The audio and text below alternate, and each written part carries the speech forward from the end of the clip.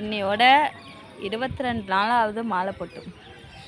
தைப்பூசத்துக்கு மறுநாள் தான் கிளம்புறோம் திருச்செந்தூருக்கு.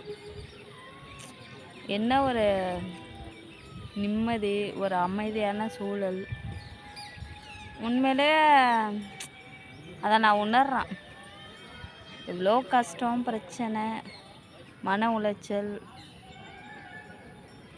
சாவலான்ற ஒரு நிலைமைக்கு வர்றப்ப சரின்னு சொல்லிட்டு முருகனுக்கு மாலை போட்டான். அப்படியே எனக்கு படிப்படியாக மைண்டு கொஞ்சம் கொஞ்சமாக குறைஞ்சி இப்போ அமைதியான சூழல். அதை எப்படி ஃபேஸ் பண்ணுறது, அதுலேருந்து எப்படி வெளியில் வர்றது, இந்த கஷ்டத்துலேருந்து எப்படி வெளில வர்றது அப்படின்ற ஒரு மைண்ட் செட்டுக்கு அமைதியாகிட்டேன்.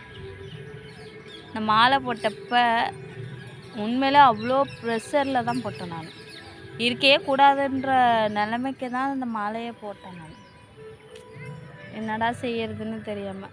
ஆனால் அது போட்டதுக்கப்புறம் நான் என்னையே உணர்ந்தேன். அந்த முருகன்